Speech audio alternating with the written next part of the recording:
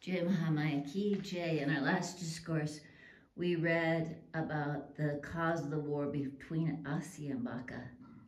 We'll go on to chapter 13. Indra said, "O Prince, the king Harishchandra promised before to Varuna that he would celebrate for his perpetuation the great Narameta sacrifice when he would offer his own son as a victim to be immolated. You are very intelligent. Can't you grasp that this idea that your father has become merciless due to his suffering and this illness, and no sooner you go there than he will make you the victim and tie you to the sacrificial post when you will be slaughtered?" The indomitable Indra, thus prohibiting the sun, he began to stay there, deluded by Maya of the great Mahamaya. Thus, whenever the prince heard of his father's severe illness, he wanted to go to his father. Indra repeatedly used to go to him and prevent him from doing so. On the other hand, the king Harishchandra became very much afflicted, and seeing his family guru, all-knowing well-wisher, Vishishta, close by, asked him, "O Vishishta, what am I to do now? I am now very impatient with this agonies of this disease and am very weak. Besides, I am very much afraid of it. Kindly give me a good advice and save me." Vishishta said, "This is a good remedy for the cure of your disease. It is stated in the Sastras that the sons of 13 kinds, asuras, ksatras, demons, kshatras, therefore pay the reasonable price and buy one good Brahmin boy and perform your sacrifice with that boy. O king, thus Varuna will be pleased and you will be cured of your disease."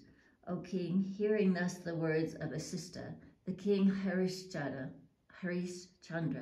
addressed to his minister, "O minister of chief, you are very sharp and intelligent, therefore you better try your best and seek in my kingdom a Brahmin boy. In case a poor Brahmin be willing, out of his love for money, to give over his son, then give him any amount he wants and bring his son.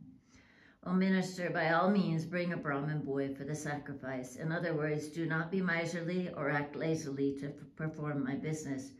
You should pray to any Brahmin thus, 'Take this money and give me your son, who will be sacrificed in a sacrificial ceremony as a victim.'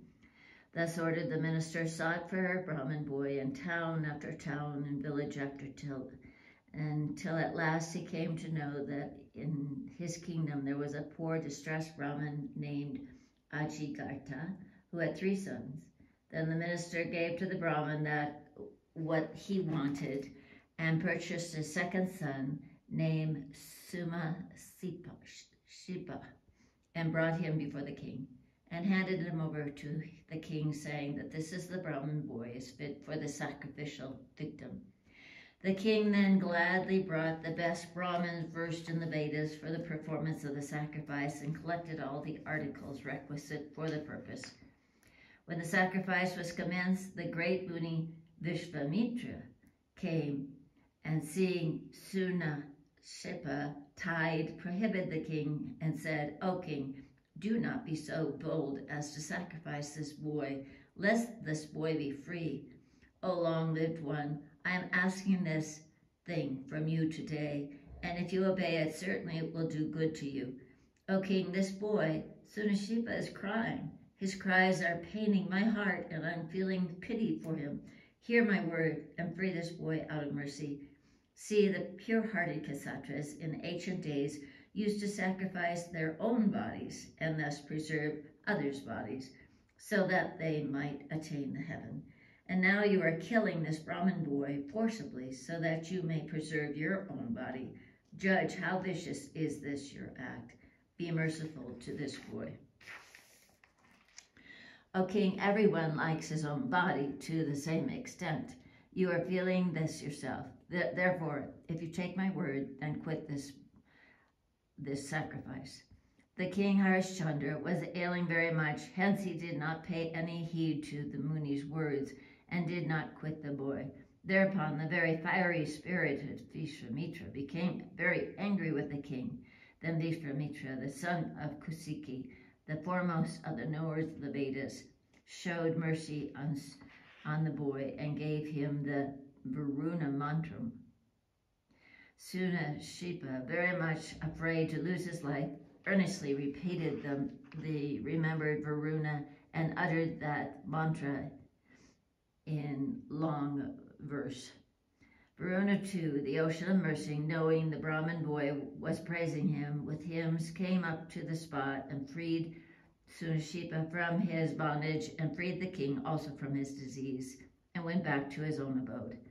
Thus the Maharishi Vishvamitra became very glad to rescue the Muni's son from the jaws of death. The king Harishchandra did not observe the words of Vishvamitra, hence the son of Gada harbored within his heart anger toward the king. One day while the king Harishchandra was riding in the forest and there at midday on the banks of the river Kasuki, when he desired to kill a boar, Vishvamitra in the garb of an old Brahmin asked him for everything that he had, including his dominion, and thus cunningly took away everything from the king. The Maharishi Vasistha, seeing his devotee Harishchandra suffering much, became wounded and felt pain in his mind. One day when he met casually with Vishvamitra in the forest, he said, "O wicked Kshatriya, a disgrace to your family, you have in vain put on the garb of a Brahmin. Your religion is like a crane. You are full of vanity. You boast for nothing. The beat of the kings, Harishchandra, is my client. He is faultless still, O fool. Why are you giving him so much trouble? As you are religious as a crane is religious, so take your birth as a crane." Vishvamitra, thus cursed by Vasistha, cursed Vasistha in return and said, "O Vasistha, as long as I remain a crane, so long you will remain as a sarati or an adi bird." The two angry munis thus cursed each other, and the two were born as crane and sahita, or adi bird. The crane Vishvamitra built a nest on the top of the tree on Mansaraba Lake and began to live there. Vasistha too assumed the form of an adi bird and built his nest on top of another tree.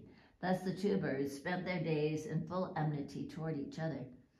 These two birds used to shriek so terribly loud that they became a nuisance to all.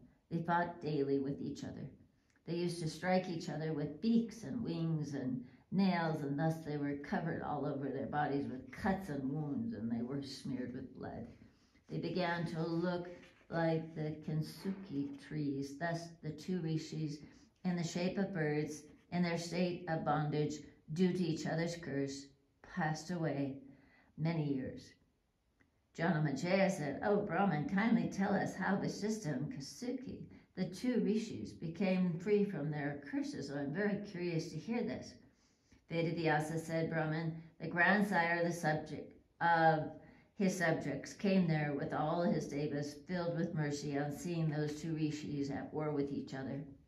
Brahma, the Lord, seated, made them desist from their fight, considered them, and freed them both from their other curses.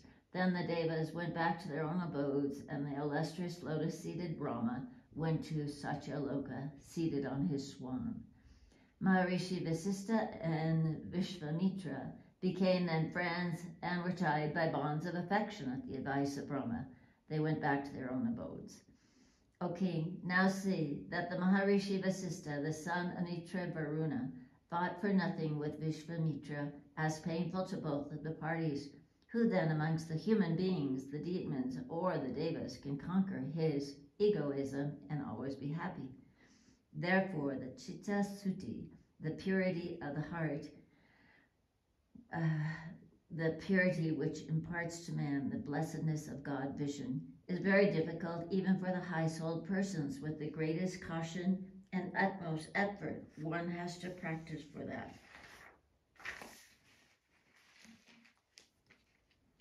To those persons that are void of this chitta suti, it is all vain to go to places of pilgrimages or to charities or anything like that, which is meant to attain dharma. It becomes useless, O king.